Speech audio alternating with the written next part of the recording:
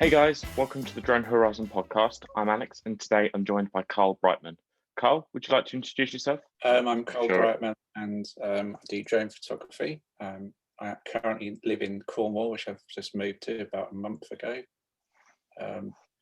It's been raining ever since I've got here, so I've not been out much. It's a little bit wet where I am, but yeah, it's time of year, I think.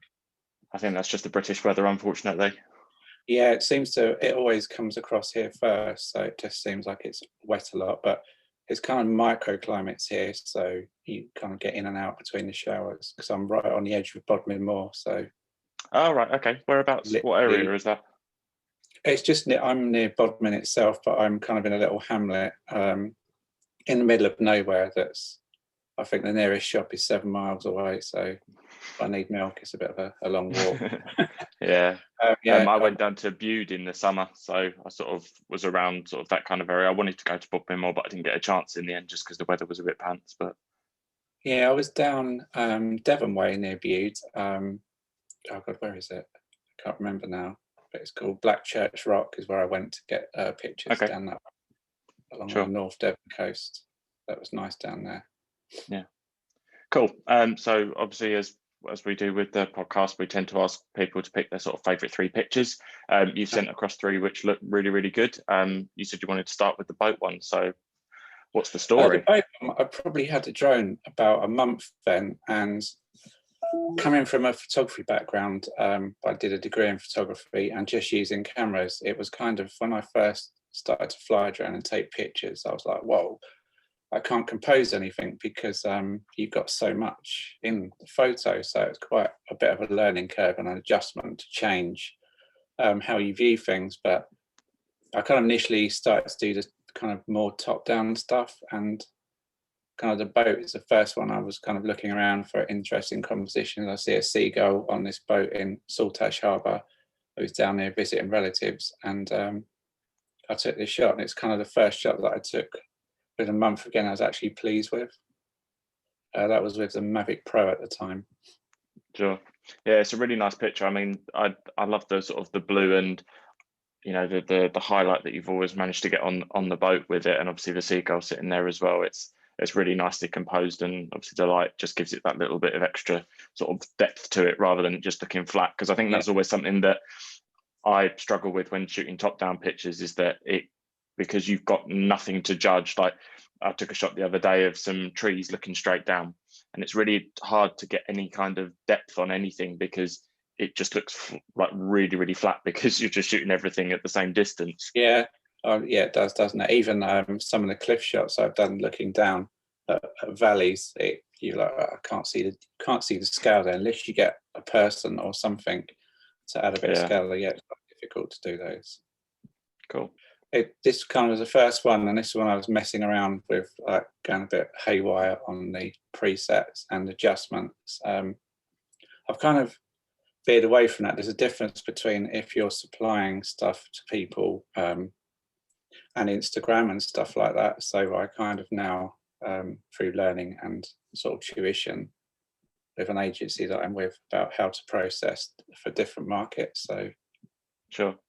One of my first ones. I've kind of had loads of goes at this boat, like changing it around. But yeah, it's just that's one of the other things about drone photography, like, is the actual process inside in Lightroom.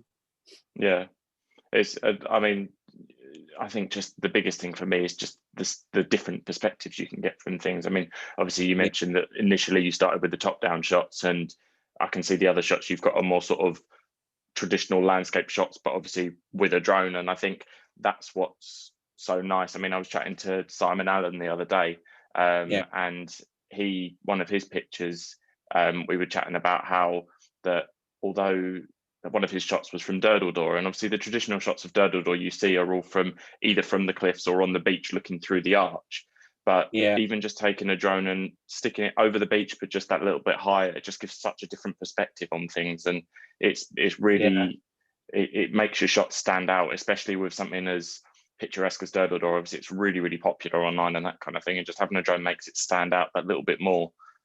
So, I mean, the next shot was Lulworth Cove, you said?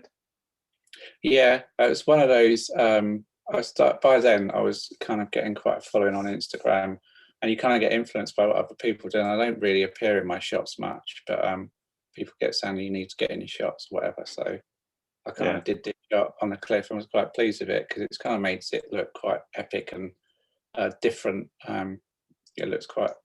It's hard to get when you go to these places, the scale of them, what you actually see with your eye, and then what you capture. Definitely. It's hard to kind of get that. And I was really pleased with this one because I think I actually got what I was looking for. I've been a bit braver and moved nearer the edge, but I've got a bit of fear of heights, so I'm not really like stood on the edge of a cliff type person. Yeah, I don't blame you. You know, I had back when I was at uni, I was mucking around with a friend, funny enough, down Dorset, and he used to get sweaty palms and really sweaty if people went near the edges of things, and I got too near the edge mucking around and nearly slipped down. Luckily, I was fine, but yeah, it's kind of made me wary of that sort of thing now. Yeah, I'm not a massive fan of heights. I was down in Boscastle when I was down in Cornwall, and I went right onto the edge of that, and I managed to get the shot that I wanted, but there was like an extra little boulder which I could have stood on, but it was like, you know, it was quite a big drop off the end, and I was just like, oh, it's not really worth it for the shot. You know, as a drizzly day as it was, and you know, it's difficult because when you go to the edge, you get a little bit of vertigo, and you're trying to take a shot and look, and then you just like look down. Yeah, it's not fun. I generally, if you see me still on a rock, I've normally got kind of stood kind of with 1 foot on a rock and 1 foot down just in case, so I can go back. I don't generally stand it.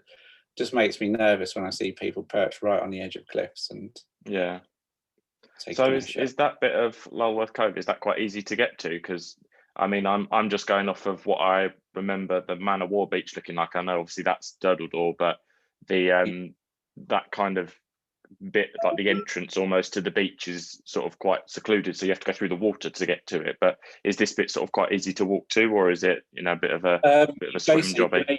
When you come into the entrance, most people go to the, I'm trying to think which way around. If you come in, it'll be the right hand side, and that's the dodgy side, because funny enough, when I took that picture of me stood up on that piece of cliff on the other side, my girlfriend was taking photos, and there was one photo with 3 people stood on the cliff, and the next photo there's 2 because the other one's fallen off, and a helicopter. They had to get a rescue helicopter to come and get him, so they got the Coast Guard to pick him up off the cliff, and then they dropped him on that field at the back, and then the air ambulance took him off. But yeah, that's the bit most people go. I've gone round, so you walk around the beach, and then you can walk and it looks quite safe. It's only that last little bit that you say I've not walked on that probably is safe, but it's just that edge is a little bit too steep and close. Yeah, no, it's a really, really lovely shot, and obviously you've got the nice light coming in from sort of the water, and the beach is sort of a little bit more in shade, so it sort of highlights the cliff edge going all the way up sort of into the background. It's a really nice shot. Yeah, sometimes it's hard. It's either get up at sunrise and try to get that light, or around sunset. Sunrise is better because there's less people around, but sunset is easier to get up for and go to. I'm more of a sunset person than a sunrise. Sunrise is a lot colder as well. Yeah, it's a lot colder, and you don't always get the conditions either. A lot of sunrise I've been to have just been naff and nothing's really happened, which is annoying. I think since I've been here, because sunrise here is about 7:30. I've been up more 3 times, and it's kind of petered out. The one time I was up there, I didn't bring anything with me on the sunset, and it was absolutely amazing. So we'll capture something up there. Cool. And the last shot, you said there was an interesting story behind this one, so I shall let you explain. I've kind of, I'm more creative. I'm not very technical, and I don't like planning and stuff like this. And it's talking about what are your failings. Probably my biggest failing is failing to plan, because then you plan to fail, as they say. I generally go off on a kind of, right, let's go, I'm going to go and do stuff. I kind of get there. I did it when I was doing my degree. We were told you have to have a plan in place, a plan of action. I found that kind of stifled my creativity. I'd rather go there, and then the way I suppose my brain works is I will look about and I immediately get ideas, and then I'll shoot from there. But that doesn't always work when you're doing landscape stuff. The position of the sun, I mean, there's a few times I've gone and the sun's in a completely wrong position because I've just not researched it. But this one I did research. I wanted the sun coming. I'm trying to look at the picture. The sun coming down the rocks at Mute Bay. I don't know if you've been to Mute Bay. I haven't, no. It's probably about a 40-minute walk from Lulworth Cove, but you don't get many people there, and it's kind of really wild. There's a smuggler's cave Cool. down on the beach, so it's really nice around that area. So I'd gone there, I'd planned it, checked where the sun was on the rocks, got there early. Sometimes I don't get there early enough and you miss the sunset or sunrise, so I got there plenty of time. I'd gone onto the beach. I'd seen a guy that was running a fishing magazine with Phantom 4, was doing some flying further out, and then taking pictures of some guy that was bass fishing, chatted to them for a while, went into the cave, and then, okay, the sun's getting into position.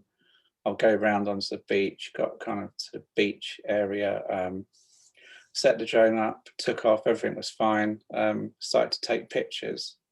And it was as I was trying to line up, because the shot isn't lined up perfectly how I wanted it, but every time I tried to come in, it kept coming up some warning, and I kind of didn't really notice what it was, took my shots, and then thought I just want to come in, land and change the filter.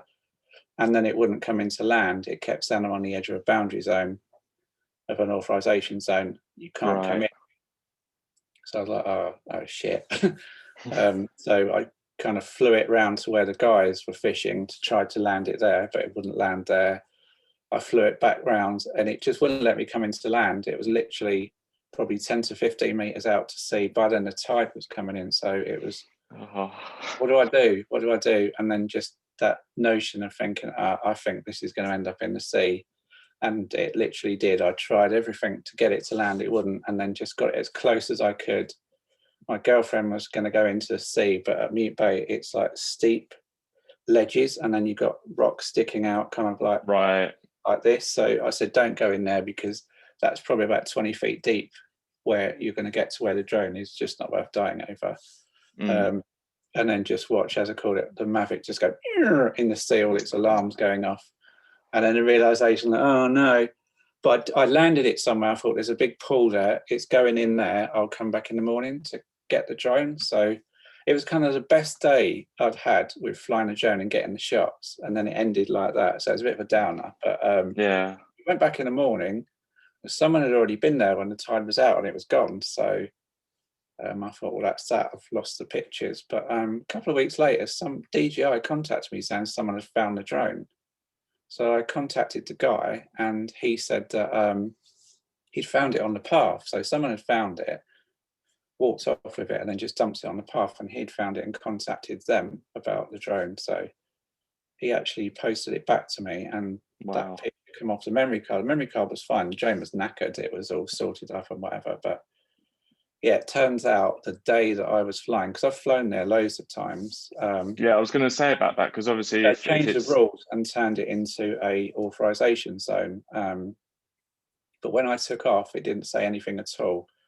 Mid-flight, something had updated, and the authorization zone was there. And because I hadn't got permission to be there, it wouldn't let me back in.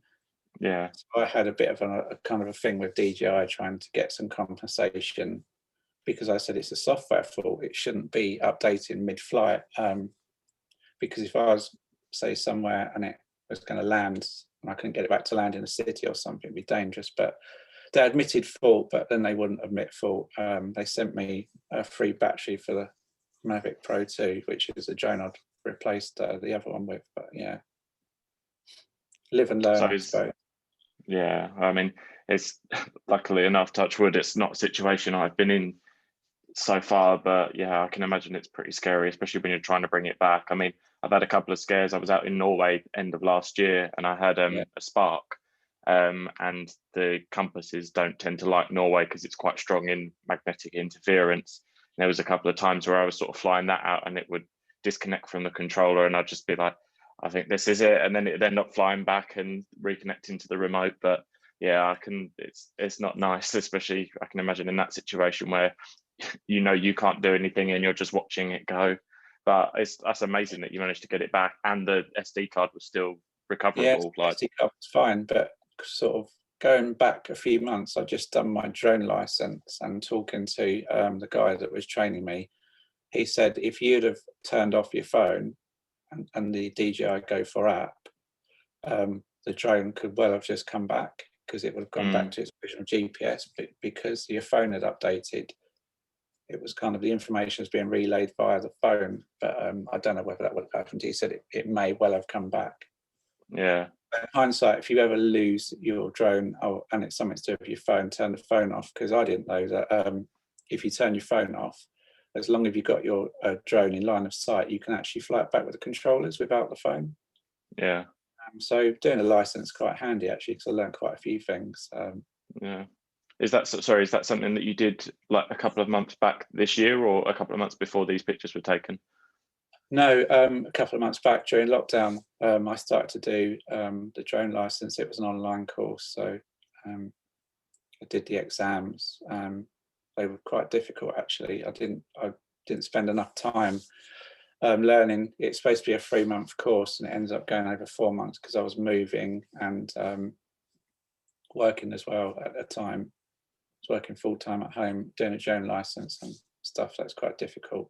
But I passed that, and then it was the flight exam I was more worried about, because I don't know whether you played video games. If you start to think about what you're actually doing with all the controllers, it's quite difficult, because sometimes forwards is backwards and backwards is forwards and left is right and right is left. The same with a drone, depends on what way you're going. I don't really think about that when I'm flying. You just kind of get into position and get your shot. But when you're having to fly boxes and then fly the reverse and then have the camera in and then have the camera out and then come down at different angles, when you're thinking about all of this, it's quite difficult. Yeah, definitely. Take it slow and steady. He didn't want me like being a bit of FPV flying around like a nutcase. But you mentioned earlier on that there was one of the times that you went down to Bodmin Moor near you, but you didn't take your drone and your kit with you. What do you normally take in your sort of drone kit? What what's your standard? What do you carry with you? I've got DJI Mavic 2. With that, I've got 3 batteries that I take with me. I've got various different filters. I've got Polar Pro filters. I've got Freewell Pro filters. I've kind of, in lockdowns where I purchased a camera, got an ESR and some L series lenses to try to get back into that as well. I haven't found a bag. I've literally got 3 rucksacks. I tried to put all the stuff in. I'm not happy with any of them. It's either too heavy, too uncomfortable, and trying to take all the stuff. So I tried to, and still looking for a decent rucksack to just take the camera and the drone, because sometimes down here I've been to fly the drone, but I've not been able to because it's too windy or it's not the right conditions, and then try and have a camera as well. Yeah, definitely. I mean, that's the only downside. Obviously, it becomes quite bulky when you take a camera body and lenses as well with you, and obviously DSLR stuff can be pretty heavy. So I can imagine trying to find the right things probably a little bit awkward. So I tend to try to leave one in the car and go backwards and forwards like that. Or if it's a long walk, I just want a comfortable rucksack. But I generally just take the drone out, really. I haven't really taken the camera out and done any stuff with it yet. Like landscape wise, I've been up on the moors testing it and stuff. I've always been used to manual cameras, so having a full kind of digital camera, it's quite a steep learning curve, actually. You think you'd be able to switch it on, you pay that amount of money for it, switch it on and take good pictures, and it doesn't work like that at all. You've got to set it up, learn how to use it, really. Yeah, it's not like the old style cameras I used to use. So you mentioned that was a new camera that you've got sort of since you've been in lockdown. Is drone photography been something that you've done sort of solely since you finished, or sort of since you've been into photography, and then more recently? Obviously, I know you said you did the degree, but I was in photography after my degree. I was freelance for a while, and then my partner was having twins, so I wasn't making that much money, so I got a job at Ordnance Survey in their aerial photography department. Okay. Worked there for about 15 years. I kind of resigned recently to come down here and just make a go of things. It's kind of lockdown and the pandemic kind of makes you think that life's short, really, and if you're going to be doing something, you might as well be happy doing it. And if you never try, you never know. So I kind of packed everything up and moved down here. Some people say you're mad, but I just think it's the time is right, actually. Yeah. Gives you time to do stuff. I've got savings to keep me going for a bit, so I'm okay. Yeah, so I used to do photography. I used to do product photography and landscape photography with normal cameras. But then when I went in the office on a computer all day, because we used to get the aerial photography in from the airplanes on film and digital, and it was all processed through like Photoshop and specific aerial photography software. So you spend all day on a computer. Last thing I want to do was then come home and spend more time on a computer. So I kind of drifted out of it, to be honest. I kind of lost the love for it. And then my friend, who I'm kind of partners with in the business, but he's kind of running more of a business at the minute. He's got a company called Black Kite Productions. He kept on at me about getting a drone, saying, "Your photography, get a drone and do stuff." I eventually kind of got the drone, and kind of the first couple of weeks I was like, I don't know why I brought this, because I just not feeling it. I can't take pictures with it, they look awful.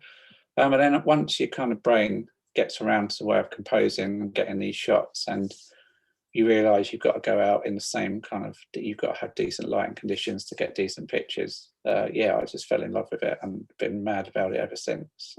I think my girlfriend calls herself a drone widow, because it's like whenever it's a nice day, right, we're off, she's kind of left walking around while I'm flying the drone. It's very addictive. I just find it, I hate it. Like now, I just want to get out, and because I'm down in Cornwall, I want to get out and fly, and I've not been able to go. I've been to quite a few nice places, just recceing for stuff that I want to do, but it's just been so windy and wet. Yeah, so I got into drone photography, and it's kind of lifted off since then. I went onto Instagram, didn't really expect anything, and it kind of just picked up really quite quickly. I suppose I was lucky. It was just before they got sold to Facebook, I think, and everything started to change. So I'm not up to 10,000 yet, but I'm near enough on 9,000 now. It's a slow progress getting up, but it enabled me to get work with the first people I got sponsorship with was Merrill. I started to work for Merrill as an ambassador. Okay. I got loads of free boots and did loads of stuff for them. So, and then since then it's been lots of like little companies you do bits and bobs for. Sure. The main people I work for now is Treedom. I'm ambassador for them, so I do stuff for them. But I've kind of left that kind of thing so I can focus more on, I've decided, as I said earlier, I'm more creative, I'm not technical enough, and I kind of wing it a bit, and doing my license and stuff, realised I've been winging it quite a lot. I'm never happy with stuff I get back. As soon as I get back home, if I'd done this, if I'd done that, if the weather had been this, if the sun had been there, all that kind of thing. Yeah. And you beat yourself up, and then I go off and repeat, and then come back and go, why did you do that? I mean, that is one of the only downsides of drones, I find, is that you are very reliant on the weather conditions. I mean, even if the lighting's not perfect, but obviously you're relying on no rain, very little wind and that kind of thing. And where maybe with a more traditional camera, you could be a little bit more creative with the lighting and, the clouds and that kind of thing.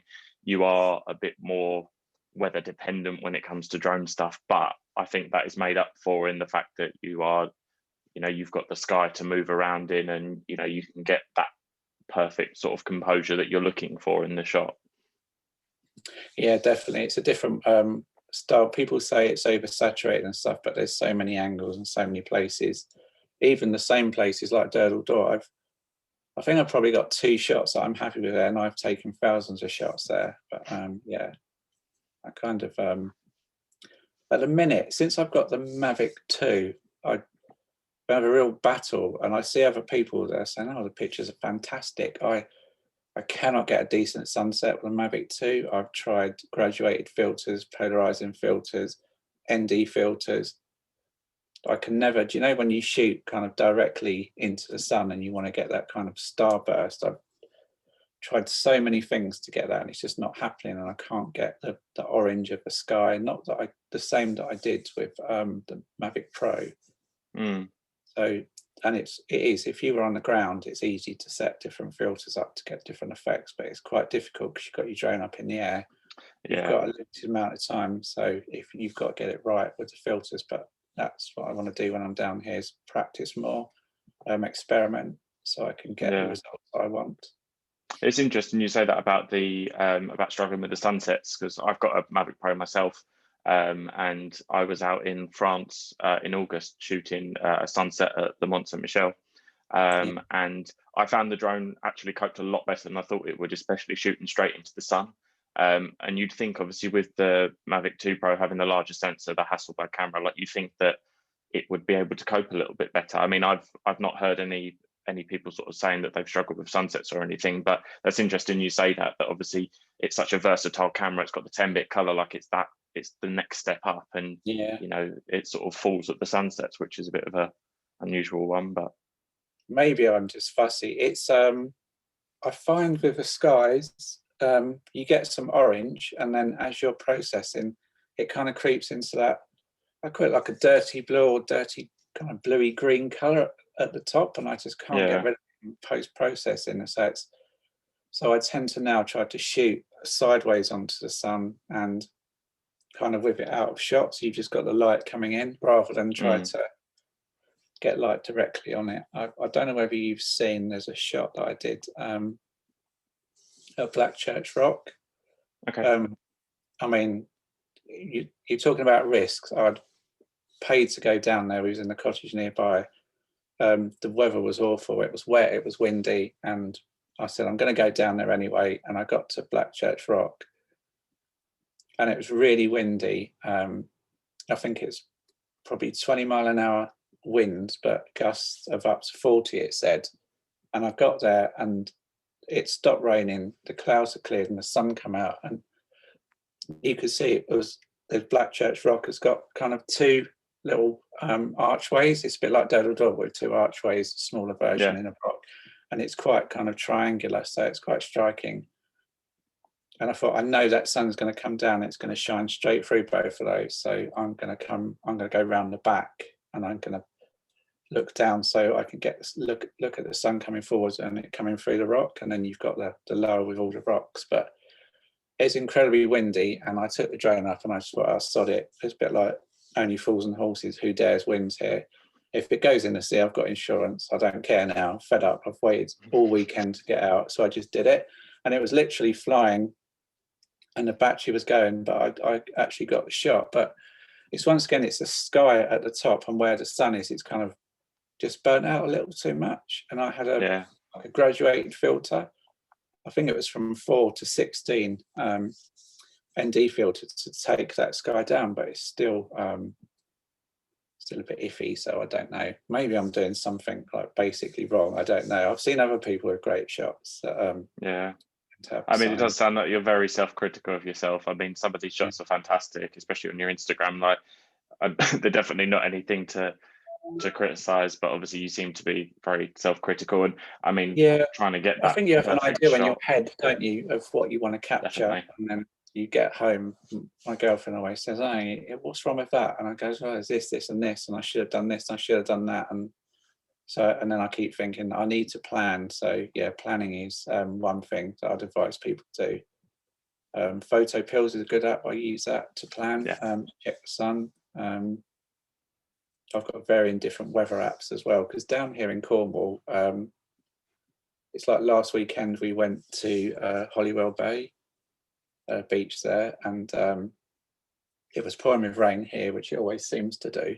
I think because we're right near the edge of the moor, the weather fronts tend to come in and hang around here. So we got down there, but it's just too windy, but it's such a nice beach to shoot down there. So it's definitely a place to go. But I did think about taking off there, and I was going to, but the gust of wind that really blew me off the beach put me off, because I don't think the drone would take that kind of gust. I mean, they are pretty good at taking the wind, but obviously it gets to a point, it's like, well, is it worth it? Like, it's I've just before I lost the Mavic Pro, you know, when you have a feeling that you've ridden your luck for quite a long time, and you take loads of risks, and it's going to catch up with you. I was at Corfe Castle with my friend Scott Garrett, who's the other half of Black Kite Productions, and he'd done his drone license, and I went marching up the top of, you know, the hill that's opposite Corfe Castle, and it was quite windy, and he started talking to me about, oh well, did you know that you've got this wind and that wind, and then you've got a crosswind? And I was like, yeah, whatever, I'm just going to take off. I literally took off, and the Mavic Pro just like started to disappear that way, and I was pushing forward, and it was just going and going, and I was just like, oh shit, this has never happened. Just panic, and I went, you're the pilot, what do I do? And he goes, you got it in sport mode. I was like, well, isn't it not already in it? He went, no, you've got to set it. So it's just drifting off.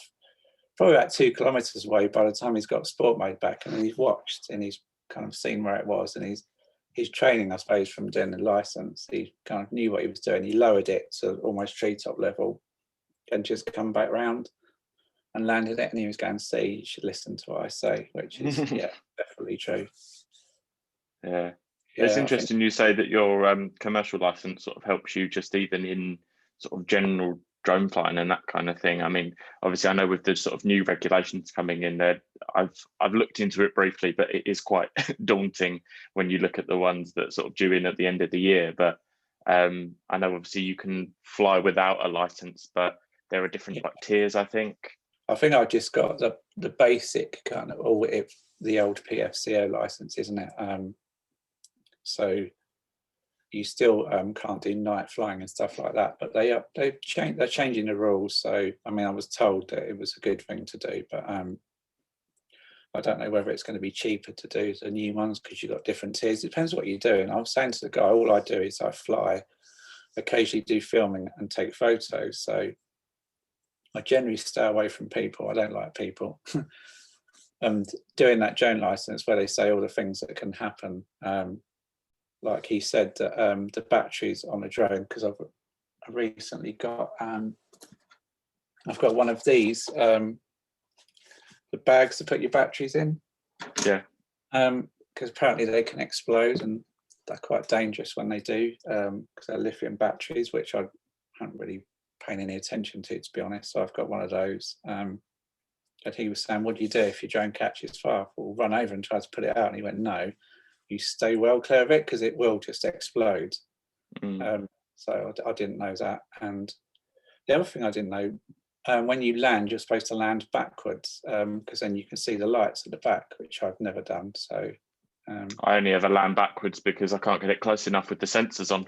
I always bring it back to me backwards just because otherwise if I'm standing there sort of near it, then it starts to beep and won't go any further, which is, so I tend to fly backwards anyway, but not for that reason. But if anyone asks, I'll just pass it off as it.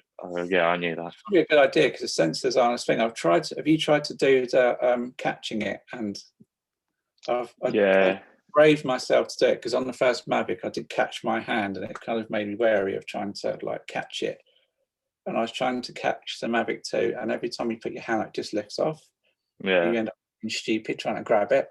And I did grab it, and I was trying to pull it down, and it was just roaring off, and I just let it go in the end. So, I had that with my Spark. I was wearing gloves, and the blades got me. And although obviously it didn't cut me or anything, it was still pretty painful. And I mean, even with the Mavic, I sort of try and get it to a low enough point and then just grab it rather than sticking my hand up. But yeah, I mean, I do find I've recently bought like a landing pad from Moment, which is sort of like a really rugged material, and I find that really good because obviously with the Mavic series, obviously your camera's quite low to the ground. So if you're trying to take off in grass or sand or anything like that, you don't really want it anywhere near that. So the landing pad's great for that kind of thing. But yeah, I mean, catching in the hand is handy sometimes when you're sort of in a busy area and you don't really want to put it on the ground. Yeah, I've had a few instances where I've landed and got the blades caught up in grass, and you have to spend a lot of time cleaning them up. I've got a landing pad. For the exam, I had to get a windometer thing, a landing pad. I've got one of those like jackets with a drone on the back to say that you're working. Had to get cones, a fire extinguisher, first aid kit. So I've got all this stuff that I was just in a box in the boot of the car now. Sounds pretty involved. Is that something that you need even for hobby flying now, or is that just something for when you're doing commercial stuff? No, just don't say for commercial stuff, because when you have to fill out your whatever it's called, I can't remember now, I should know, but when you fill out to CAA, you have to have all this stuff, and you fill out a form to say that you've got all these measures in place to protect people, protect stuff. So so I suppose if I'm doing anything commercial from now on, I'll be doing that, but kind of personal hobby stuff, I don't think you really need it on top of a cliff when there's no one about, to be honest. Yeah. Yeah. Is there any advice that you could sort of offer to guys just starting out? I mean, obviously you've mentioned that you've sort of been doing it for quite a few years now. Is there sort of anything that you would give advice to people that are just starting out with their drones? I'd say you've got to give it time. I mean, a lot of people say you've got to find your style, which I've been trying to find and still don't know what it is, but a few people have said to me, "Oh, I knew that was one of your photos before I even saw your name." I thought, well, "How do you know that?" It goes, "Because it's your style." I'm like, "Ah, is that what that is then?" Yeah. Yeah, it's kind of experiment, really. Follow other people, I'd say. Look at other people's work and how they do stuff. I contacted quite a few people as well. I speak to a lot of people about how they do stuff, what they do, and that's a good way to learn. And it's just practice with a drone. Get your flying skills kind of up to date and kind of be prepared in case anything does go wrong. Because yeah, that time at Corf Castle I wasn't prepared. So don't panic and be prepared for stuff like that. But then also, yeah, just enjoy it. Make sure the weather conditions are right. Experiment with different filters. I know there's a lot of filters they sell out there, but I think a lot of them just aren't worth it. I generally now fly with just a polarizer or a ND4 filter. I only experiment with the graduated. I've also got the polarizers.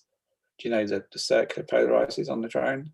Yeah. But I just find them impossible to use because you can set them up, and the minute you turn, the picture's ruined, I think, sometimes. So I'd rather have just a full square polarizer on the camera, but mostly now I just don't bother with filters unless I need them, and it's ND filters for like slow shutter work. But just experiment, try new things, generally enjoy what you're doing.